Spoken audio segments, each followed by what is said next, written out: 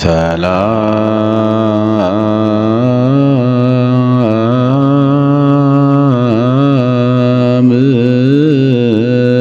ለክ በስመ አብ ወወልድ ወመንፈስ ቅዱስ አሐዱ አምላክ።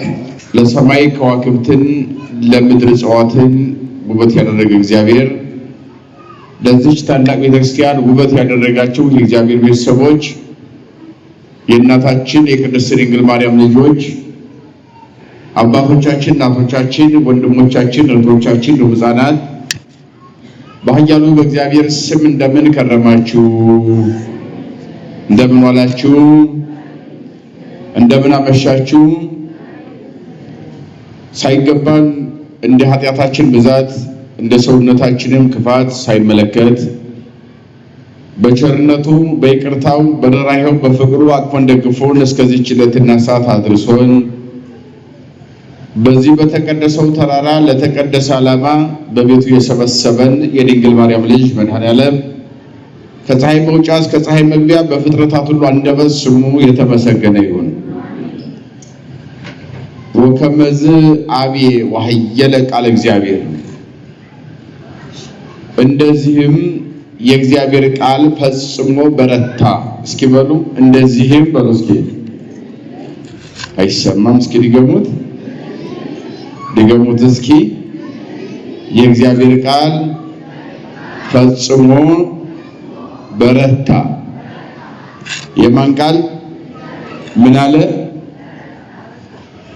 እንደ እግዚአብሔር መልካም ፈቃድ ባለን ሰዓት የምንነጋገርበት የመጽሐፍ ቅዱስ ኃይለ ቃል ነው። ይህንን ቃል የምናገኘው በሐዋርያት ሥራ ምዕራፍ 19 ቁጥር 20 ላይ ተጽፎ የምናገኘው ኃይለ ቃል ነው።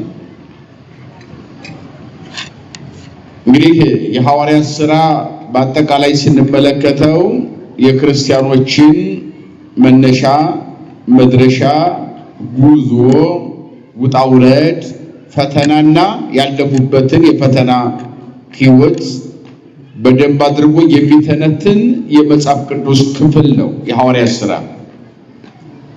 በአንጻሩም ደግሞ መምህራን፣ ሐዋርያት፣ ሰብዓ አርድእት እንዲሎቹም ደግሞ በጊዜው በሐዲስ ኪዳንና በብሉይ ኪዳን ሽግግር ላይ የነበሩ አባቶቻችን ለወንጌል ለአገልግሎት ሕዝብን ለማስተማር ለማጥመቅና ለማሳመን ከመነሻው እስከ መድረሻው የከፈሉትን ዋጋ በአጠቃላይ የሰጡትን የሕይወት ዋጋ በደንብ አድርጎ የሚተነትን የመጽሐፍ ቅዱስ ክፍል ነው የሐዋርያት ሥራ። እውነቱን ለመናገር የሐዋርያትን ሥራ በደንብ የማያውቅ ሰው ክርስትናው በደንብ ሊገባው አይችልም። የሐዋርያት ሥራ ስናነበው በ12 ሰዎች እንደተጀመረ ወይም ሐዋርያት ያልናቸው የምንላቸው አባቶቻችን በእነሱ እንደተጀመረ ክርስትና ይታወቃል። የሐዲስ ኪዳን የመጀመሪያው መሰረት 12 ሐዋርያት ናቸው። ከነሱ በኋላ 72 ሐዋርያት አርድእት ተጠርተዋል። የነሱ ደቀ መዛሙርት ወይም ተከታዮች ረዳቶች ማለት ነው። ከዚያም ደግሞ የወንዶች ብቻ ነው ክርስትና እንዳይባል 36 ሴቶችን እግዚአብሔር ጨምሮባቸዋል። የወንድና የሴት ሆኖ በወንድና በሴት ህብረትና ማንነት የተመሰረተ ሕያው ምስክርነት እንደሆነ ክርስትና በዚህ መንገድ ተገልጿል ማለት ነው።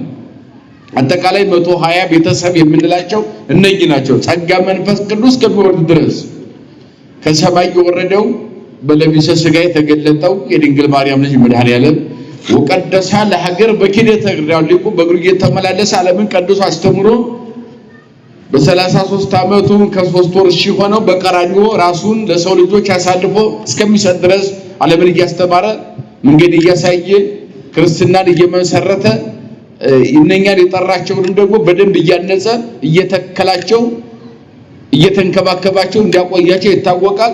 ተሰቀለ፣ ሞተ። በ3ኛው ቀን መቃብር ረግጦ የሞትን ማሰሪያ ቆርጦ ክርስቶስ ተነሳ።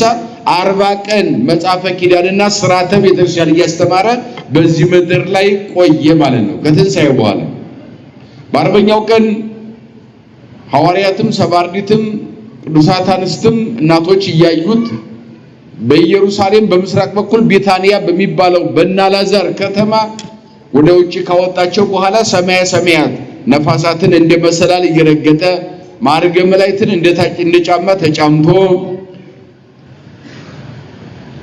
እንዲሁም ደመናትን እንደ ትቢያ ያራገፋቸው ሰማየ ሰማያት በክብር በቅዳሴ ያርጓል። በአባቱ ቀኝ ተቀመጠ በክብር ኖረ የምንለው በ10ኛው ቀን ጸጋ መንፈስ ቅዱስ ተልኮላቸው ከተቀበሉ በኋላ ቋንቋ ተገልጦላቸው ጥዋን ሆነው ጽኑዓን ሆነው ኃጢአትን እያስተሰረዩ በዓለም ይሰብኩ ዘንድ ጸጋ መንፈስ ቅዱስ ተሰጣቸው። ዓለምን እየሰበኩ ጉዞ ቀጥለዋል ሐዋርያት ማለት ነው። በዚህ መንገድ እንግዲህ የሐዋርያው የቅዱስ ጳውሎስን ጉዞ ነው በዚህ ውስጥ የምንመለከተው። ስለሱ ነው በደንብ የሚናገረው። የሐዋርያት ሥራ ምዕራፍ 19 ሲታነቡ የቅዱስ ጳውሎስን ጉዞ ከየት ወደ የት ከሀገር ሀገር ከከተማ ከተማ እየዞረ ያለ ረፍት ወንጌል እንደሰበከ በዚህ ውስጥ ብዙ ፈተና እንደገጠመው ፈተናው እንዴት እንዳለፈው በአንጻሩም እንደገና የሚቅበዘበዙ ረፍት አጥተው በተለያየ አምልኮ ባዕድ ጣዖት በማምለክ በሟርት በተለያየ ነገር የተጠመዱ ምእመናንን ከተለያየ ዓለም ካሰራቸው ክፉ ስራት እየፈታ የክርስቶስ አካል እንዴት እንዲያደረጋቸው በደንብ የሚዘረዝር የመጽሐፍ ቅዱስ ክፍል ነው ማለት ነው። ሲጀምር እንዲህ ይላል። ኤፌሶን ወደሚባለው ሀገር ጉዞ ማድረጉን ነው የሚነግረን ቅዱስ ጳውሎስ። ኤፌሶን አሁን በአሁኑ መልክዓ ምድር ቱርክ የምንለው ኢስታንቡል የምንለው ሀገር ነው በመጽሐፍ ቅዱስ ኤፌሶን የምንለው ማለት ነው። እንግዲህ በኢየሩሳሌም መነሻው የቅዱስ ጳውሎስ አንጾኪያ ኢየሩሳሌም ነው። ከዚያ ተነስቶ ዓለምን እየዞረ ሰብኳል። አንጾኪያ እዚያው አልቀረም። ጳውሎስ ከሳውልነት ወደ ጳውሎስነት ከተቀየረ በኋላ በመብረቅ እግዚአብሔር ከጠራ በኋላ የዓለም ሐዋርያ አድርጎታል። አዲስ ኪዳንን በደንብ ጠንቅቆ የሰበከ ለዓለም ያዳረሰ በኪደት እግር ዓለምን የቀደሰ እንደ ፈጣሪው ያስተማረ ታላቅ ሐዋርያ ነው ቅዱስ ጳውሎስ እና ወደ ኤፌሶን ጉዞ አደረገ። ወምዝ እንዛ አጵሎስ ሃሎ ቆሮንቶስ ሐለፈ ጳውሎስ እንተላይ ላይ ደወል ወበጻ ኤፌሶን ወረከበ በየ ህዳጣነ አርድተ ብሎ ነው የሚጀምረው። አጵሎስ በኤፌሶን በነበረበት ጊዜ በላይኛው አካባቢ ማለት መቄዶንያ ይሉታል። መቄዶንያ በአሁኑ ቋንቋ ፓኪስታንና አፍጋኒስታን የሚባሉት አካባቢዎች ናቸው። ከኢየሩሳሌም ተነስቶ በመቄዶንያ አለፈ። ወደ ኤፌሶን ጉዞ ያደረገ በላይ በኩል ሲሄድ አጵሎስ የሚባለው ደግሞ በዚያው ነበረ ይላል። ሌሎችም ደግሞ በኤፌሶን ሀገር ትንሽ ደቀ መዛሙርቱ ነበሩ ይላል። ምን ነበሩ? በየት ሀገር? በኤፌሶን ሀገር ጳውሎስ ወደሚሄድበት ማለት ነው። ትንሽ ደቀ መዛሙርት ነበሩ። ደቀ መዛሙርት ማለት ክርስቲያኖች ማለት ነው። ከቃሉ ጋር ናቸው። ምን ማለት ነው?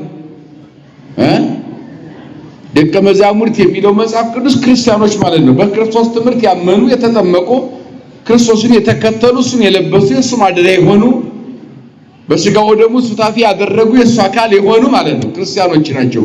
ደቀ መዝሙር የሚለው ተማሪ ማለት ነው። ተማሪ ማለት ያው አማኝ የሚያምን የተማረውን ተቀብሎ የሚኖር አማኝ ማለት ነው። ያው ክርስቲያኖች ማለት ነው በሌላ አባባል። ስለዚህ የተወሰኑ ነበሩ በዚህ ያሉ ብዙ አልነበሩ። ለምን? ገና አልተሰበከም ማለት ነው። ገና ለስብከተ ወንጌል እየተሰማሩ ነው አባቶቻችን ሐዋርያት። ብዙ ግን የተሰበከ ስላልነበረ በዚያው በኤፌሶን ሀገር ያሁኑ ቱርክ የተወሰኑ ትንሽ ክርስቲያኖች ነበሩ። ጳውሎስ ወደዚያ ሲሄድ ብዙ ክርስቲያን አልነበረም። ወይ ቤሎሙ በኑ ዘነሳይክሙ መንፈስ ቅዱስ መንፈስ ቅዱስን እናንተ መካከል የተቀበላለ ተቀበላችኋል መንፈስ ቅዱስን አላቸው። መንፈስ ቅዱስን ሰዎች ለመቀበል መጠመቅ አለባቸው። ከቃሉ ጋር ናቸው። ምን ማለት አለባቸው?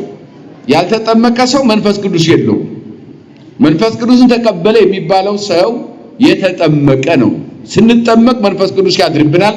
የመንፈስ ቅዱስ ማደሪያ እንደሆናችሁ እናንተ አታውቁምን ብሎ ሐዋርያው ቅዱስ ጳውሎስ ለቆሮንቶስ ምእመናን እንዲያስተማረው አሁን እዚህ ላይ መንፈስ ቅዱስ ከእናንተ የተቀበላለን ማለት አምኖ ተጠምቆ የመንፈስ ቅዱስ ማደሪያ የሆነ ሰው አለን ብሎ እየጠየቃቸው ወምዛ መልክም ከዚህ በኋላ አመናችሁ እነሱም ወይ የልጎ እነሱም እንዲህ አሉት የሰማይናሁ ጥቀ ከመጎ መንፈስ ቅዱስ መኖርኛ ፈጽመን አልሰማንም አሉት። መንፈስ ቅዱስ መኖርኛ ማን ነግሮን? አልተማርንም፣ አላወቅንም። ሳይነግሩን ሳያስተምሩን ሳይገልጹልን ሳይተረጉሙልን ሳያብራሩልን መንገድ ሳይመሩን መኖርን እንዴት እናውቃለን አሉና እነሱ ጥያቄ ያቀረቡለት። ወይ ቤሎም እሱ ደግሞ እንዲህ ብሎ መልስ ሰጣቸው። ምን ተንከ ተጠመቅም ወይ ቤልዎ በጥምቀት ዮሐንስ ታዲያ ተጠምቀናል ስትሉ ሰምቻለሁና በምን ተጠመቃችሁት? እንዴት ተጠመቃችሁ? ምንድነው ጥምቀታችሁ ታዲያ ብሎ ጠየቃቸው። እኛ የተጠመቅነው በዮሐንስ ጥምቀት ነው አሉ። ከቃሉ ጋር ናቸው። በማን ጥምቀት ነው? በዮሐንስ ጥምቀት የተጠመቅነው አሉ። ይሄን ማብራሪያ ስለሚያስፈልገው እነሱ ተጠምቀዋል፣ ግን የተጠመቅነው የማንን ጥምቀት ነው አሉ? የዮሐንስን ጥምቀት ነው አሉ። በማቴዎስ ወንጌል ምዕራፍ 3 በሉቃስ ወንጌል ምዕራፍ 3 ላይ ስታነቡ የምናገኘው ዮሐንስ መጥምቁ ሕዝቡን ያጠምቅ ነበር ነው ያስተማረ። ያመነ የተጠመቀ ይድናል እያለ ይሰብክ ነበር፣ ያስተምር ነበር። የመጣው ከበረሃ ነበር። ዮሐንስ በስጋ ክርስቶስን 6 ወር ይበልጠዋል። በመጸነስም በመወለድም ወንጌል በመስበክም ዮሐንስ ክርስቶስን ይበልጠዋል። በባህሪ መለኮቱ የዮሐንስ ፈጣሪ ነው። በስጋ ደግሞ ዮሐንስ ክርስቶስን ይቀድመዋል፣ ይበልጠዋል በእድሜ ማለት ነው። ከድንግል በመወለዱ ይበልጠዋል። ስለዚህ ክርስቶስ በናዝሬት ገሊላ በነበረበት ጊዜ ከእናቱ ከድንግል ማርያም ጋር በነበረበት ጊዜ ሐዋርያት ሳይመረጡ ከድንግል ማርያም ጋር ብቻ በነበረበት ሰዓት ክርስቶስ ዮሐንስ በምድረ በዳ እየሰበከ ወንጌልን መጣ ነው። ማቴዎስ 3 ቁጥር 1 ላይ ስታነቡ ወበውቱ ሞዓል መጻ ዮሐንስ መጥምቅ እንዘ ይሰብክ ጥምቀተ ለንስሐ በገዳመ ዮርዳኖስ ዘይሁዳ በገዳመ ይሁዳ ዘይዮርዳኖስ በዮርዳኖስ እና በይሁዳ ምድረ በዳ በረሃ በዚያ ወራት ዮሐንስ መጣ ይላል። እንዘ ይሰብክ ጥምቀተ ለንስሐ እንዘ ይብል ለንስሐ ጥምቀትን እየሰበከ እንዲህ እያለ ነስሙ ወመኑስ በቀርበት መንግስተ እግዚአብሔር የእግዚአብሔር መንግስት ቀርባለችና አምናችሁ ንስሐ ምን በሉ እስኪ በሉ የእግዚአብሔር መንግስት በሉ እስኪ ቀርባለችና አምናችሁ ንስሐ ግቡ። ምን ግቡ? ንስሐ ግቡ እያለ እየሰበከ ይመጣ ነበረ። ወይ መጽኡ ኩሎም ሰማይ ይሁዳ ወገሊላ ወሰማርያ ከሰማርያ ከገሊላ እንደው ቅሩበ ሳሌም ከኢየሩሳሌም አቅራቢያ ቢታንያ ከቢታንያ ቢተራባ ከራባ ከሚባል ከተሞችና ሰፈሮች ከተለያየ ቦታ ህዝቡ ወደ እርሱ ይመጣ ነበር። እየመጡም ደግሞ ወያጠምቆሙ በፈለገ ዮርዳኖስ እንዘ ይተናዘዙ ኃጣውኢሆሙ ኃጢአታቸውን እየተናዘዙ በዮርዳኖስ ያጠምቃቸው ነበር። ማን? ዮሐንስ ያጠምቃቸው ነበር። ስለ በደላቸው ስለ ኃጢአታቸው እየተናገሩ ያጠምቃል ዮሐንስ። ሲያጠምቅ ምን ይላቸው ነበር? አንስ አጠምቀክሙ በማይ ለንስሐ እኔ በውሃ የማጠምቃችሁ ለንስሐ ነው። እስኪ በሉ እኔ በሉ እስኪ በውሃ የማጠምቃችሁ ለምንድን ነው? ወደ ማን ማቅረቢያ? ወደ እግዚአብሔር ማቅረቢያ ነው። ቀጥታ መንግስተ ሰማያት አያስገባም የጥምቀት ማለት ነው። ወደ እርሱ አቀርባቸዋለሁ። የመንግስተ ሰማያት ባለቤት መጥቷል። እኔ ስለ መንግስተ ሰማያት እሰብካለሁ፣ አስተዋውቃለሁ፣ ፕሮግራም መራለሁ፣ መንገድ ይጠርጋለሁ። ከኔ የሚበረታው ግን ከኔ በኋላ ይመጣል። እሱ በውሃ ብቻ አይደለም በእሳትና በመንፈስ ምን ይላል? ያጠምቃቸዋል። ያ ማለት በእሳት ማጥመቅ ማለት ገሃነመ እሳት ሁሉ ምን ብሎ ይፈርዳል፣ መቅጣት ይችላል፣ ወደ ሲኦል ማውረድ የሚችል ፍርድ መፍረድ የሚችል ይመጣል እያለ ነው ክርስቶስ። በመንፈስ ያጠምቃቸዋል ማለት ደግሞ መንግስተ ሰማያት የሚያስገባ ልጅነትን የመስጠት ስልጣን ያለው ከኔ በኋላ ይመጣል። ዘይመጽም ድሬ ይጸልምኒ ዘይይደል ወንፍታቶ ታይናሳዱ ምገርኩ የእግሩ ጫማ ልፈታ ወይንም ጠፍሩን ልፈታ የማይገባኝ ጫማው ልሸከም የማይገባኝ ከኔ የሚበረታው ከኔ በኋላ ይመጣል። እሱ በእሳትና በመንፈስ ያጠምቃቸዋል። እኔ ግን የማጠምቃችሁ ወደ እርሱ የሚያቀርብ የንስሐ ጥምቀት ነው። በውሃ የምን ጥምቀት ነው? የንስሐ ወደ ክርስቶስ ማቅረቢያ፣ ክርስቶስን ማስተዋወቂያ ማለት ነው። ወደ ዋናው ማቅረቢያ ማለት ነው። እሱ ግን ከኔ በኋላ የሚመጣው ከኔ የሚበረታ ነው አለ። የእግሩን ጫማ ልፈታ ልሸከም የማይገባኝ ከእግሩ ስር እንኳን ዝቅ ብዬ አብሬ ልቆም የማይገባኝ ይመጣል እያለ ናዝሬት ገሊላ ያለውን ክርስቶስን ፈለገ ዮርዳኖስ በዮርዳኖስ ወንዝ ያለ ዮሐንስ ልልናውን ይሰብክ ነበር። ስለዚህ እነኛ ኤፌሶን የሚመራምናሉ በጥምቀተ ዮሐንስ የተጠመቅነው እንጂ እውነተኛውን ጥምቀት ያንን የክርስቶስ ስራ አይደለም አሉና ለጳውሎስ ነገሩት። የተጠመቅነው የዮሐንስን ጥምቀት ነው አሉ። ወይ ቢሎሙ ጳውሎስም እንዲህ አላቸው፣ ዮሐንስ አጥመቀ በጥምቀተ ንስሐ በንስሐ የሚሆን ጥምቀት ዮሐንስ አጠመቀ እንዘ ይሰብክ ከመ ይመኑ በዘይመጽእ እምድሬሁ ዘውቱ ኢየሱስ ክርስቶስ ከሱ በኋላ በሚመጣው ኢየሱስ ክርስቶስን አምነው በሱ አምነው ይጠብቁ ዘንድ የንስሐ ጥምቀት ዮሐንስ አስቀድሞ አጠመቀ አላቸው። ወሰሚዖሙ ተጠምቁ በስሙ ለእግዚእነ ኢየሱስ ክርስቶስ ከዚያ በኋላ እንግዲያው የሚገባን ምንድነው ብለው ሲጠይቁት በኢየሱስ ክርስቶስ ስም ተጠመቁ አላቸው። በማን ስም? በቃ ክርስትና ማለት መሰረቱ ይሄ ነው። በማን ስም መጠመቅ ነው? ሐዋርያትን የመጨረሻው መመሪያ ሲሰጥ በምድር ላይ በዚህ ምድር ላይ የቤተክርስቲያኗ ተልእኮ ዋናው መሰረታዊ ነገሩ ዓለምን ማስተማር፣ አሕዛብን ማጥመቅ፣ ወደ እርሱ መመለስ፣ አረማውያንን፣ አይሁድን፣ አሕዛብን ሁሉንም ማጥመቅ፣ ማስተማር፣ ወደ ክርስቶስ ማቅረብ፣ የክርስቶስ አካል መሆን እንደሆነ ይህን መመሪያ በሚሰጥበት ጊዜ በማቴዎስ ወንጌል ምዕራፍ 28 ቁጥር 19 በማርቆስ ወንጌል ምዕራፍ 16 ላይ ስንመለከት እንግዲህ ሂዱ አሕዛብን ሁሉ አስተምሩ በአብ በወልድና በመንፈስ ቅዱስ ስም እያጠመቃችሁ ምን አድርጓቸው? ደቀ መዛሙርት ማለት ምን ማለት ነው? ክርስቲያን አድርጓቸው የሚለው ይሄ መለኮታዊ መመሪያ በምድር ላይ ለቤተክርስቲያን የተሰጣት አደራ ነው። ቋሚ ስራችን ሊሆን የሚገባው እውነታ ማለት ነው። ስለዚህ እኛ አስቀድመን የተጠመቅነው በዮሐንስ ጥምቀት ነው ስላሉት አይ በኢየሱስ ክርስቶስም ተጠመቁ አላቸው፣ አስተማራቸው። ወወዴ የደሁ ጳውሎስ ዲቤሆሙ ወረደ መንፈስ ቅዱስ ላይ ሊሆሙ ወነበቡ በነገረ ሁሉ በሐውል ያን ጊዜ ጳውሎስ በኢየሱስ ክርስቶስ ስም ሕዝቡን አጠመቃቸው። ምን አላቸው? በማን ስም? በኢየሱስ ክርስቶስ ስም አጠመቃቸው። ከጥምቀተ ዮሐንስ ከንስሐ ጥምቀት ወደ አማናዊ ጥምቀት ልጅነት ወደሚያሰጠው መንግስተ ሰማያት ወደሚያስገባው የክርስቶስ አካል ወደሚያደርገው ወደ ተቀደሰው ማንነት ወደ ክርስትና ሙሉ በሙሉ እንዲገባ አደረገን፣ አጠመቃቸው። ልክ በኢየሱስ ክርስቶስም ሲጠመቁ መንፈስ ቅዱስ በእነሱ ላይ ወረደ፣ በሀገሩ ሁሉ ቋንቋ ተናገሩ ይላል። ምን አሉ? ቋንቋ አስጠኛ አያስፈልግም፣ ቋንቋ ትምህርት ቤትም አያስፈልግም። ተጠመቁ፣ ጸጋ መንፈስ ቅዱስ አደረባቸው፣ ቋንቋ ሁሉ ተገለጠ። ጌታችን ጸጋ መንፈስ ቅዱስ ሲልክላቸው በጽርሐ ጽዮን እንደምንመለከተው ሐዋርያት ሥራ ምዕራፍ 2 ላይ እንደተገለጠው በእሳት ላንቃ መጥቶ ሁሉንም ተቆጣጣራቸው፣ ፈሰሰባቸው። የመንፈስ ቅዱስ ጸጋ ቋንቋ ተገለጠ። 72 ይላል ሊቃውንት። 72 የሚባለው ከአራቱ ማዕዘነ ዓለም ከምስራቅ፣ ከምዕራብ፣ ከሰሜን፣ ከደቡብ የክርስቶስን እርገት ለማየት የመንፈስ ቅዱስን ርደትም ለማየት የተሰበሰቡ በኢየሩሳሌም ያሉ የተለያየ ሀገር ዜጎች አጠቃላይ 71 ቋንቋ የሚችሉ ሰዎች ስለነበሩ ሐዋርያት ወጥተው በየራሳቸው ቋንቋ ለሕዝቡ አስተማሯቸው። 71 ቋንቋ ይችል ነበርና ትንሣኤውንና እርገቱን ድንቅ ስራውን ለማየት የመጣ ሕዝብ 71 ቋንቋ ይችል ነበር። የነሱ የሐዋርያ ቋንቋ ሂብሩ ዕብራይስጥ ነው። 72ኛ የተባለ ያ ነው።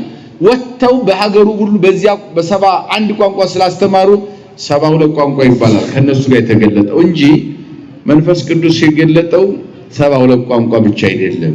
የዓለምን ሁሉ ቋንቋ ገልጾላቸዋል እግዚአብሔር ስለሚችል ማለት ነው። 72 ቋንቋ የምንለው ግን ታዲያ ለምንድን ነው ከተባለ እዚህ አካባቢ የነበረው ሕዝብ የሚችለው ቋንቋ 72 አይነት ስለነበረ ያንን ለመግለጽ ነው። ለምሳሌ ኢትዮጵያዊ ጃንደረባ በሐዋርያት ሥራ ምዕራፍ 8 ላይ እንደምንመለከተው ወሐዘ ያንብ መጽሐፈ ኢሳይያስ ነቢይ የኢሳይያስን ትንቢት መጽሐፍ ያነብ ነበረ። ስለ ክርስቶስ መሞት መሰቀል፣ ስለኛ መከራ መቀበሉ መገረፉን ያን ሁሉ ግፍ እንደተፈጸመበት ያነባል። የሚያነበው በግዕዝ ቋንቋ ነበረ፣ በራሱ ቋንቋ ኢየሩሳሌም ለመሳለም ሂዶ ነበር በረከት ለማግኘትና በሚያነብበት ጊዜ ጳኮስ የተባለው ኢትዮጵያዊ ጃንደረባ ያኛው ደግሞ ቋንቋ የተገለጠለት ሐዋርያ ፊልጶስ አገኘውና የምታነበው ገብቶሃል አለው። አሁን እየተነጋገረ ያለው በዕብራይስጥ ቋንቋ አይደለም፣ በግዕዝ ቋንቋ ፊልጶስ ኢትዮጵያዊን አናገረው። ኢትዮጵያዊው ያነብ የነበረው በግዕዝ ቋንቋ ነው። ያኛው ቋንቋ ዕብራይስጥ ነው፣ ግን ስለተገለጠለት በግዕዝ ቋንቋ ጠየቀው። የምታነበው ገብቶሃል አልገባህም አለው። ሞተ፣ ተሰቀለ፣ ተገረፈ፣ ስጋው ተቆረሰ፣ ደሙ ተፈሰሰ፣ ስለኛ ራሱን አሳልፎ ሰጠ፣ የሱን ሕይወት ለኛ ሰጠን የሚለው ገብቶሃል አለው። በግዕዝ ቋንቋ በራሱ ቋንቋ ሲነግረው ሳያስተምሩኝ ሳይሰብኩኝ ሳይተረጉሙልኝ እንዴት ይገባኛል አለ ኢትዮጵያዊው። አይ እንግዲያውስ የምታነበው ትንቢት አስቀድሞ 700 ዓመት ኢሳይያስ የተናገረው ነው። ሰሞኑን በኢየሩሳሌም የሞተው የተሰቀለው የተገረፈው መከራ የተቀበለው አምላክህ ኢየሱስ ክርስቶስ ስለሱ ነው የሚናገረው ብሎ ተረጎመለት። ታዲያ እኔ ይህንንማ አምናለሁ እቀበላለሁ፣ ምን ጎደለኝ? ክርስቲያን ለመሆን ሐርዲት መካከል ከተማሪዎች መካከል ለመቀላቀል ምን ጎደለ ብሎ ሲጠይቅ መጠመቅ አለው። መኖ አማይ መኑ ይከለአኒ ተጠምቆ እንግዲህ ውሃው ሞልቷል። በዚህ በጋዛ ሰርጥ አለ ኢየሩሳሌም ውሃ አለ። መጠመቅን ማን ይከለክለኛል? በኢየሱስ ክርስቶስ ስም አለ። ወዲያውኑ ተያይዘው ወረዱና በጋዛ ሰርጥ አጥምቆት ያኛውን መንፈስ ነጠቀው።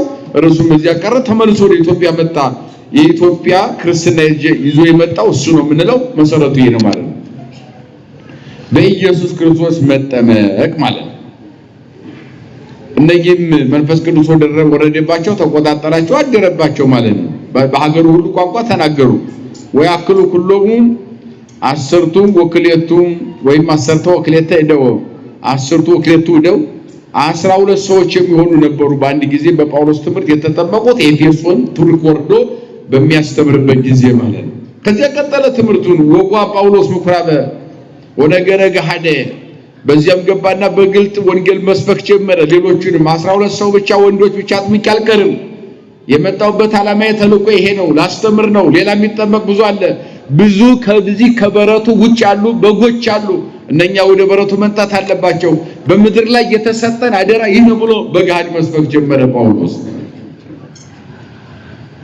ወደ በረ ሰለስተ አውራሃ ይተዋቀሰው እየተከራከራቸው 3 ወር ቆየ በዚያ ስለ መንግስት እግዚአብሔር ስለ እግዚአብሔር መንግስት ስለ ንስሐ ስለ መጠመቅ እንዴት ብለው በህይወት መኖር እንዳለባቸው ህይወት ክርስቶስ እንደሆነ ያልተጠመቀ እንደማይድን በራሱ በባለቤቱ እንደተነገረ እንደተሰበከ ያንን በጋድ እየነገረ ጳውሎስ 3 ወር በእነሱ ጋር ቆየ ወቦ ለክዱ የካዱም ሰዎች ነበሩ ከዚያ መካከል ትምህርቱን ያልተቀበሉ ጳውሎስን ትምህርት ይሄ ምን አይነት አዲስ ትምህርት ነው የሚያስተምረን ከየት ያመጣው ትምህርት ነው እኛ እንደዚህ አይነት ትምህርት ተምረን አናውቅም ምንድነው የሚነግረን ያለ ብለው የተከራከሩ ሰዎችም ነበሩ ቃሉን ላለመቀበል የፈለጉ ሰዎች ነበሩ እንግዲህ አህዛብ የሚባሉ አሉ አይሁድ የሚባሉ አሉ አረማውያን የሚባሉ አሉ በስንት ይከፈላሉ ማለት ነው ከክርስቲያኖች ውጭ ያሉ የክርስትና እንቅፋት የነበሩ በጊዜው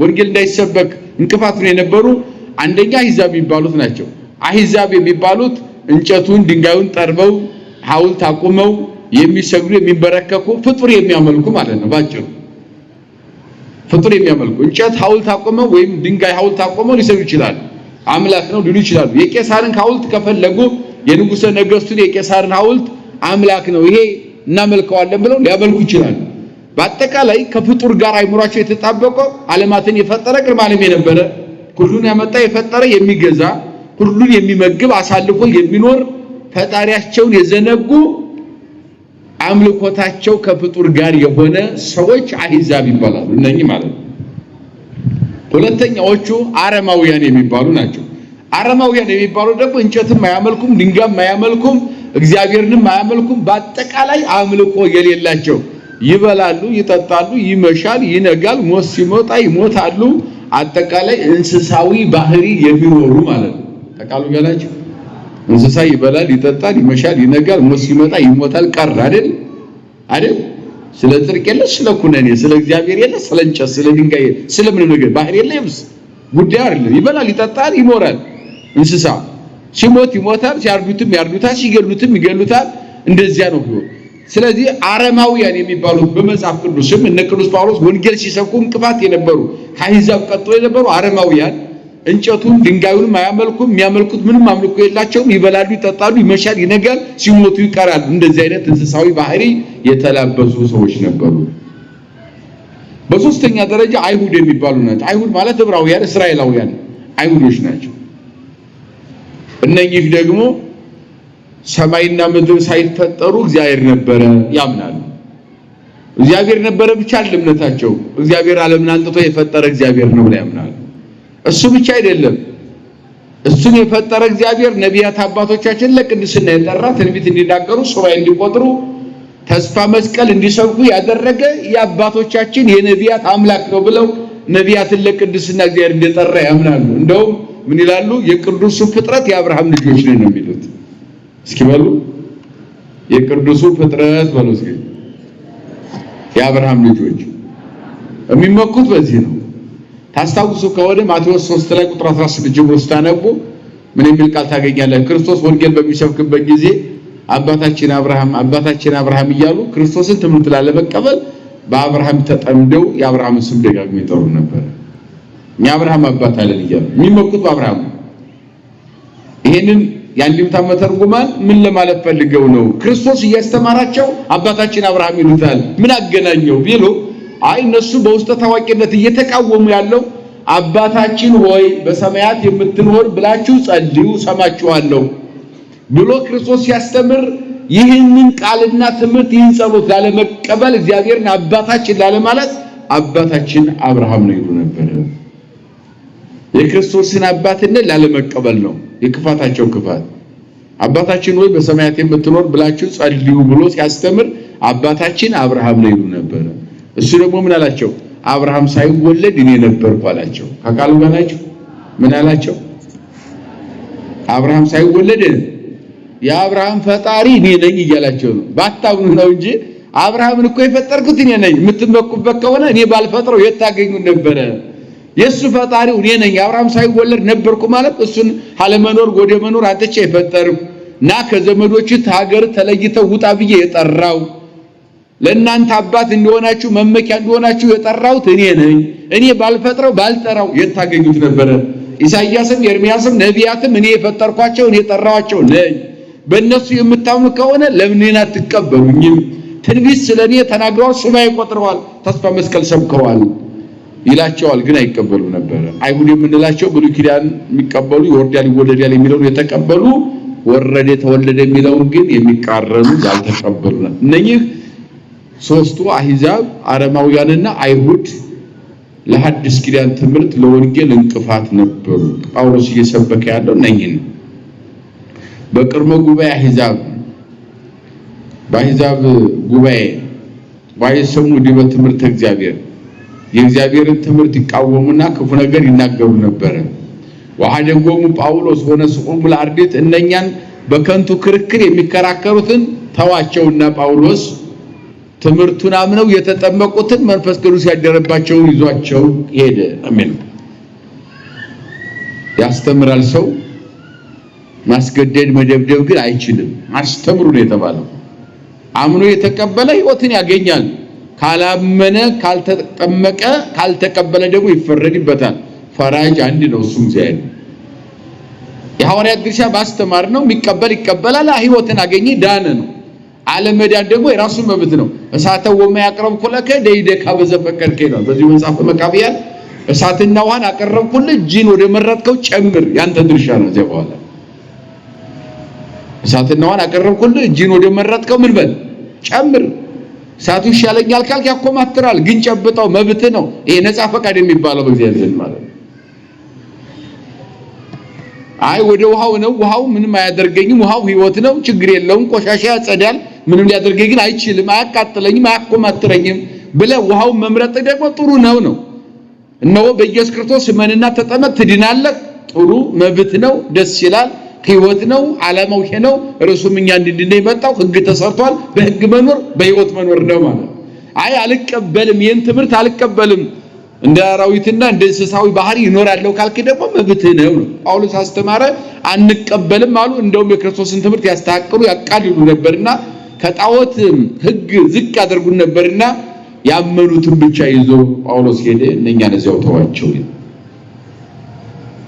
ወኩሉ አሚረ ይነግሩም በቤቱ ለመምህር ብእሲ ዘስሙ ጢራኖስ ወባሐበ ምኩና ነመልክ መላእክት እነኚህ ኃያላን በሚኖርበት በዚያ የተቀመጠ ጢራኖስ የሚባል ሰው ነበረ። ለሱም ደግሞ በደንብ እየሰበከው አገር መሪው ማለት ነው። ወጎንዴ ከመዝክሌ ዓመተ ያንን አገር መሪ ለማሳመን 1 ዓመት በዚያ ቆየ ይላል።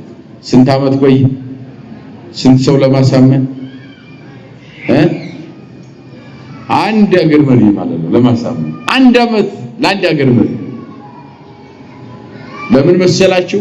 በአብዛኛው ጣዖት አምላኪ ነገስታት ስለነበሩ እግዚአብሔርን የማያምኑ ስለነበሩ ህዝቡ ትምህርቱ ገብቶት ቢያምንም እንኳን የአሕዛብ ነገስታት ስለሚያስገድዱ እምነት የሌለው አገር መሪ ብዙዎችን አስገድዶ እንዳያምኑ ስለሚያደርግ አንዱን ማሳመን ማሳመን ስለሆነ ማለት ነው። ወደ ትምህርቱ መንጣት እየፈለጉ ማመን የሚፈልጉ ብዙዎች ነው ሳለ ነገር ግን መሪያቸው አሚፀኛ እግዚአብሔርን የማያምን ክፉ ጣዖት አምላኪ ለአጋንንት የሚገዛ ስለሆነ በዚህ ሀገር አካባቢ የነበረውን ችግር ሐዋርያው ሲመለከት የመሪው ችግር እንደሆነ ተመልክቷልና እሱን ለማስተማር 1 ዓመት በዚያ መቆየት እንደምን 1 ዓመት ለአንድ ሰው ቆየ እስከ አመሰሙ ሁሉም ለነበሩም እስያ ቃል እግዚአብሔር አይሁድ አረሚ ቅድም ያልኳቸው እሱም ብቻ አይደለም የሚያስተምረው ዋናው ታርጌቱ እሱን ማሳመን ነው እሱን ማጥመቅ ነው እሱ ከተጠመቀ ሁሉም ይከተላል ሰራዊቱም ይከተላል አገር መሪው ከተጠመቀ አገር መሪው ክፉ ከሆነ ያጋርን ተላላኪ ከሆነ ማደሪያ ከሆነ እምነት አልባ ከሆነ ብዙዎቹ በሱ ልክ ይቃኛሉና እየጠራ ያሰጠመ ያስቀራቸዋልና በአምልኮተ ጣዖት ብዙዎቹን ያስቀራቸዋል ሰጥመው እንዲቀሩ ያደርጋልና ማስተማር ነበረበት እሱ ሲያስተምር ግን ብዙዎች ይማረኩ ነበር ኢማረሚ ካረማውያን ቅድም ያልኳቸው አምልኮ ከሌላቸው ብዙዎች ወደ ጳውሎስ ትምህርት መጣው በክርስቶስ ያምኑ ነበር ወማይሁድ ካይሁድም ደግሞ አልወረደም አልተወለደም ሌላ መሲህ ከሚጠበቁት መሲህ ክርስቶስን ካልተቀበሉት ከነሱም ደግሞ እየመጡ ይጠመቁ ነበር ቅዱስ ጳውሎስ በሚያስተምርበት ጊዜ ደግሞ ድንቅ ተአምር ያደርግ ነበር ጳውሎስ ወአብይ ኃይለ ይገብር በቅድመ እግዚአብሔር በእዴው ይትገበር በእዴው ለጳውሎስ በጳውሎስ እጅ ብዙ ተአምር ይደረግ ነበር ጳውሎስ ድው ይፈውስ ነበር ለምጽ ያነጻ ነበር ውር ያበራ ነበር ሙት እስከ ማስነሳት ደርሰው ነበር ይሄንን በሚያስተምርበት ጊዜ መደበቅ አልቻሉም ወንጌል ሲሰብክ በከንቱ ትምህርት በከንቱ መለፍለፍ ይጠልፉበት ነበር የጳውሎስን ትምህርት ያስተሐቅሩበት ነበር ማስተሐቀር የማይችሉት ግን ሊደብቁት የማይችሉት እውነታ ግን እግዚአብሔር በጳውሎስ እጅ ላይ ታምር ያደርግ ነበር ምን ያደርግ ነበር ድው ይፈውሳል ደምጥ ያጠጣ አጋንንት እንጫጫሉ እንዴት ያተናቸው ነበር እንደጭስ ያደርጋቸው ነበር ወይ ወስዱም ጽንፈ ልብሱ በጣም ከድንቅ ስራ ታምር ከማድረጉ የተነሳ ከጳውሎስ ፍቀድልን አባታችን አንተ ከሁሉ ቦታ መድረስ አትችልም ፈውስ የሚፈልጉ ብዙ ህመምተኞች አሉ በየሆስፒታሉ በየቤታቸው የተኙ ተነስተው መንጣት የማይችሉ ሊሸከማቸው ሰው የሌለ ባልጋ ተሸካሚ የሌላቸው ነገር ግን መፈወስ የሚፈልጉ አሉ አንተን ሁሉም ቤት በየሰፈሩ በየከተማው ጎትተን መውሰድ አንችልም ነገር ግን ፍቀድልንና የልብስን ጨርቅ ጫፉን እንቁረጥና ይዘን እንሂድ ድውያን ይፈወሳሉ ብለው ጨርቁን እየቆረጡ ወስዱ ነበር የሐዋርያው የቅዱስ ጳውሎስን ጨርቅ ወይ ወስዱም ጽንፈ ልብሱ ወሰበኑ መቲሮሙ ወያነብሩ ዲበድውያን ወይ ሐዩን ዋጋንን ተኩያን ወጽው ምንሆም የቅዱስ ጳውሎስን ጨርቅ ጫፍ ቆርጠው ወስደው የታመመው ሰው ላይ ቁጭ ሲያደርጉት ሰይጣን እየተንቀጠቀጠ ከሰውየው ይወጣል ድውያን ይፈወሱ ነበር ይላል ይሄ በኢትዮጵያ ኦርቶዶክስ ተዋሕዶ ቤተክርስቲያን አስተምሮ ስልጣን የሚባለው የአባቶች ስልጣን ይሄ ነው አቃሉ ጋናችሁ ስልጣን ማለት ምን ማለት ነው ይሄ ነው በቃ ለካህን የተሰጠው ለአባቶች የተሰጠው ፓትርያርክም ምንበል ጳጳስም ምንበል ኤጲስቆጶስም ምንበለው ቆሞስም ምንበለው ቄስም ምንበለው መሪጌታም ምንበለው መምህርም ምንበለው የተሰጠው ጸጋ ስልጣን ምንድነው ከተባለ ይሄ ጳውሎስ ያደረገው ስልጣን አሁን እንደዚህ ሰው ይሄ ዓለማውያን ስልጣን ሲባል ከላይ ጀምሮ ዋና አገር መሪው ጀምሮ በየደረጃው ዋና ሚኒስትሩ ምክትል ሚኒስትሩ ምናምን ሚኒስትሩ የእንትን ሚኒስትሩ ከዚያም ሲወርድ ደግሞ የዚህ ዳይሬክተር የዚህ ኃላፊ ፕሬዝዳንት ምናምን እየተባለ አጠቃላይ በየመዋቅሩ ተቀምጦ ተሽከርካሪ ወንበር ላይ ሆኖ የሚፈልጥ የሚቆርጥ ነው የዓለም አስተዳደር ስልጣን የሚባለው ነው ወደኛ ስናመጣው ግን ይሄ ስልጣን አይደለም ስልጣን ውስጥም አይቆጠርም ቁጥር ውስጥ አይገባም ወደ ቤተ ክርስቲያን ግን ስናመጣው በመዋቅር ደረጃ ሁሉም ማለት እስከታይ ቢቀመጥም አንዱ አዛዥ ቢሆንም ስልጣን ግን ምንድነው ከተባለ መፍለጥ መቁረጥ አይደለም አንዱን ማባረር አንዱን መመለስ አይደለም ይሄ ስልጣን አይባልም ስልጣኑ የተነጠፈ የተጎዘጎዘ ወንበር ላይ መቀመጥም አይደለም አንበሳው ወንበር ላይ ተቀምጦ መፍረድ አይደለም መፍለጥ መቁረጥ አይደለም በእኛ ቤት ስልጣን ምንድነው ከተባለ ያ በዚህ በማቴዎስ ወንጌል ምዕራፍ 10ን ማንበብ ነው ምዕራፍ 10 ቁጥር 1 ጀምሮ ስታነቡ ጠራቸው ይልና 12 ናቸው የመጀመሪያውን ጴጥሮስ አለው በስሙ ጠራው እንድርያስ አለው ያዕቆብ አለው ዮሐንስ አለው ይልና 12ቱ ሐዋርያትን በስም ጠራቸው ካለ በኋላ ስልጣንም ሰጣቸው ይላል ቀጥሎ ምን ይላል የላችሁም እንዴ ምን ሰጣቸው ከመሸ እናቆማለን ትንሽ እንማር አንዳንድ ጊዜ ወጥ የሚሰሩ ሴቶች ይኖራሉ እዚህ ቁጭ ብለው ቤታቸው ወጥ የሚሰሩ ሴቶች፣ ራት የሚያቀርቡ እናቶች፣ እህቶች ይኖራሉ። ሱቅ የሚሸጥ ወንድም ሊኖር ይችላል አይደል? እቁብ የሚጥል ምናምን። አዎ እኛ ደግሞ ከተንዛዛንም ችግር ነው ራስ ማለት ነው። ዘግይታችሁ ስለመጣችሁ በዚያው ልክ መሄድ ስላለብን ሰዓታችን እንድንጠቀም ደግሞም ጉባኤ ሰርታችሁ እኛም ከሩቅ መተን እንዲሁ ዝም ብሎ ጊዜው እንዳያልፍ የሆነ ነገር መያዝ ስላለብን ነው ወደዚያ ምን ሄደው ማለት ነው። እና ስልጣንም ሰጣቸው አለና ክርስቶስ ሐዋርያትን ምንድነው ስልጣኑ ስትሉ እዚያው ላይ ተቀምጧል መስፈርቱ። ድውይ ፈውሱ፣ ለምጽ አንጹ፣ ዕውር አብሩ፣ ሙት አስነሱ ነው። በቃ ስልጣኑ ይሄ ነው ማለት ነው። እስኪ በሉ ስልጣንም ሰጣቸው በሉ እስኪ። እንዴም አላቸው ድውያንን ፈውሱ፣ ለምጻምን አንጹ፣ ዕውራንን አብሩ፣ የሞተን አስነሱ። ይሄ ምን ይባላል? ምን ይባላል? ስልጣን የሚባለው ይሄ ነው፣ የካህናት ስልጣን። ይሄ ማቁረቡ ማጥመቁ እንዳለ ሆኖ ማለት ነው። ጥምቀቱ ማጥመቁ ዋና መሰረታዊ ነገር ነው። አጥምቁ ተብሏል። በ40 በ80 ቀን እናጠምቃለን፣ የክርስቶስ አካል እናደርጋለን። ይሄ ቋሚ ነው። በነገራችን ላይ በኢትዮጵያ ኦርቶዶክስ ተዋሕዶ ቤተክርስቲያን የነገረ ድነት መግቢያው የምሕረት በር የመጀመሪያው ምስጢር ምንድነው ካላችሁ ምን ይባላል? ጥምቀት ይባላል። ከጥምቀት በኋላ ነው ሌሎች ምስጢራት የሚተነተኑትና የሚቀጥሉት እያንዳንዱ ማለት ነው። የድነት በር ይባላል ጥምቀት። ከቃሉ ጋር ናቸው። ምን ይባላል? የምን በር? ምሸስ ወደ ስጋው ደግሞ ሩጠን አንሄድም ማለት ሳንጠመቅ አይደል? የዘላለም ድነት የክርስቶስ ስጋና ደም ነው አይደል? ግን ወደዚያ ለመድረስ የምሕረት በር መግቢያ ያስፈልጋል። በ40 በ80 ቀን እንጠመቃለን። ከተጠመቅን በኋላ ጸጋ መንፈስ ቅዱስ የሚያድርበት ቅባት እንቀባለን። ቅባ ቅዱስ የምንለው ወይም ሜሮን የምንለው ማለት እንታተማለን። ከታተምን በኋላ ወደ ስጋው ደሙ ነው የምንሄደው። አያችሁ ደረጃው እንደዚያ ነው ምስጢራት። ከዚያ በኋላ የንስሐ አለ፣ የክህነት አለ፣ የተክሊል አለ እያለ ይቀጥላል ምስጢራት። ዋናው መሰረታዊ ግን የድነት በራችን የምሕረት በሩ መጀመሪያው መግቢያው ለድነት ምንድነው ብለናል? ጥምቀት ነው። ድውይ ፈውሱ፣ ለምጽ አንጹ፣ ዕውር አብሩ፣ ሙት አስነሱ ስልጣን ይባላል። ይሄ የተሰጠው ስልጣን ይሄ ነው። ሌላ ሁሉ ተራ ነገር ነው። ይሄ በየደረጃው ተቀምጦ መፍለጥ መቁረጥ እሱ ተራ ድጋፍ ሰጪ ስራ ነው እንጂ ስልጣን አይደለም። ለኛ ስልጣን አይደለም። ስራውን ለማቀላጠፍ ተላላኪነት ማለት ነው። ከላይ ፓትርያርኩም ጳጳሳቱም ተላላኪነት ነው። በቃ ተልእኮ አለ፣ ይላላካሉ፣ ያገለግላሉ። ያው ተላላኪነት ነው። ስልጣኑ ግን ድውይ መፈወስ፣ ለምጽ ማንጻት፣ ዕውር ማብራት፣ ሙት ማስነሳት፣ ማጥመቅ፣ ማቁረብ ስልጣን ይባላል ማለት ነው። ስልጣን ይባላል። ሐዋርያው ቅዱስ ጳውሎስ ይሄን ያደረገው ሰበከ። በእስያ እስያ የሚባለው ሰበከው፣ ነገረ፣ ለሁሉም አስተጋባ። በዚያ የነበሩ ሰዎች ብዙ ግን ወደ እርሱ ይመጡ ነበር፣ ያም ነበረ። ወአብይ ኃይለ ይገብር እግዚአብሔር በእዴሁ ለጳውሎስ፣ በጳውሎስ እጅ እግዚአብሔር ድንቅ ስራ ያደርግ ነበረ። ወይ ወስዱም ጽንፈ ልብሱ ወሰበኑ መቲሮሙ ወአነብሩ ዲበድውያን፣ ከልብሱ ጫፍ ቆርጠው የጳውሎስን ልብስን እኮ ጫፍ እኮ ቆርጠህ ከፈቀድክልን አንተ በአካል ባትገኝም ልብስ ይፈውሳል አሉ።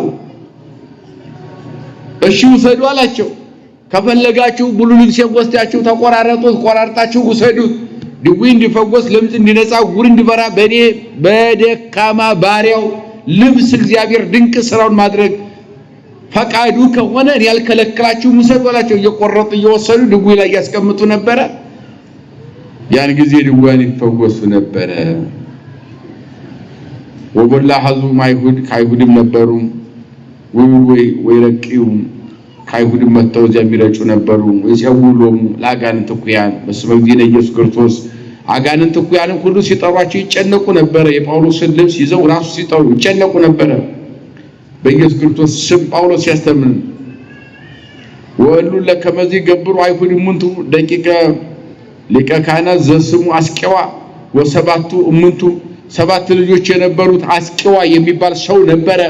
የእሱም ልጆች በአጋንንት የተያዙ ነበሩ። እነኛም ሁሉ በአንድ ጊዜ የጳውሎስን የልብስ ቁራጭ ሲያሳዩአቸው ይፈወሱ ነበረ። ከተለያየ አምልኮ ባዕድ ነፃ ይወጡ ነበረ። ከአይሁድም ከተለያዩ ከአረማውያንም ከአሕዛብ የመጡ ብዙዎቹ ይፈወሱ ነበር አለ። የእግዚአብሔር ቃል ፈጽሞ በረታ ይላል። ከዚያ በኋላ ምን አለ? የማን ቃል? ያ ማለት በረታ ማለት ምን ማለት መሰላችሁ? ዓለምን እየተቆጣጠረ መጣ ማለት ነው። አክያ ወደሚባል ሀገር ሄደ፣ አክያን ሰበከ። ወደ አንጾኪያ ሄደ፣ አንጾኪያን ሰበከ። በዚያ ብዙ አመኑ ማለት ነው። የዚያ ቃል በረታ ማለት ዓለምን እየተቆጣጠረ መጣ። መጀመሪያ በአንጾኪያ በኢየሩሳሌም ብቻ ነበር የዚያ ቃል የሚሰበከው። ወደ አክያ ሄደ። አክያ በምትባለው ሀገር ያሉ ምዕመናን ሙሉ በሙሉ አመኑ። ከዚያም መቄዶንያ ሄደ። በመቄዶንያም ሲሄድ ደግሞ እዚያ ያሉትም አመኑ። ከመቄዶንያ አልፎ ወደ ኤፌሶን ሄደ። በዚያም ሲሄድ ደግሞ በዚያ አመኑ። በተለያየ ሟርት ጥንቆላ የተተበተቡ ብዙዎች ነበሩ። አርጤምስ የምትባል ጣዖትም ያለች ያችን በምኩራብ ውስጥ አስቀምጠው የሚያመልኩት ጣዖት ነበረ። ያንም ጣዖት ሁሉ ቀጥቅጠው እስከጠፉ ድረስ ቅዱስ ጳውሎስ ያስተምር ነበር። የእግዚአብሔር ቃል በረታ ማለት የአጋንንት ሥራ እየተቆራረጠ ጠፋ። ጣዖታቱም ሁሉ ተቀጠቀጡና ጠፉ። ተከታይ አጡ፣ የሚያመልካቸው አጡ። ሁሉም ነገር በኢየሱስ ክርስቶስ ድል እየተደረገ ኢየሱስ ክርስቶስን የሚያምኑ እየተጠመቁ የክርስቶስ አካል የሚሆኑ ሰዎች በዙ ማለት ነው። የእግዚአብሔር ቃል በረታ ማለት ተቆጣጠረው ዓለምን ማለት ነው። ዓለምን ተቆጣጠረው። ድውይ ይፈወሳል፣ ለምጽ ይነጻል፣ ዕውር ይበራል። በማን ቃል? በማን ቃል? እግዚአብሔር ቃል። በረታ ማለት ተቆጣጠረው ማለት ነው። ስሙ ሲጠራ አጋንንት ይንቀጠቀጣሉ፣ ለምጻሞች ይነጻሉ፣ ዕውራን ይበራሉ። ለዚያውም በልብሳቸው ጫፍና ዘርፍ ቁራጭ ጨርቅም ጭምር ሐዋርያት አባቶቻችን ዓለምን የመቆጣጠር አጋንንትን የማንቀጥቀጥ ስልጣን እንደተሰጣቸው ዓለም ሁሉ አወቀ፣ ተረዳ። ይህንን ለመረዳት ደግሞ የመጀመሪያው የእግዚአብሔርን ቃል ማመን ነበረ። በእግዚአብሔር ቃል ሲሰብኩ የሰዎች ልብ ሁሉ ማመኑና እንደ ድንጋይ ጸንቶ የነበረው ትዕቢተኛ ልባቸውን እንደ ሰም እያቀለጡ ነገስታቶች ንግስታቶች ጭምር ዓለምን መስበካቸውና ወደ ክርስቶስ ማንጣታቸው የእግዚአብሔር ቃል የሰዎችን ልቦና መቆጣጠሩን ለመግለጽ የእግዚአብሔር ቃል ፈጽሞ በረታ ብሎ ሐዋርያው ቅዱስ ጳውሎስ ይህንን ያስተማረው ሉቃስ ጽፎልን እናገኛለን ማለት ነው።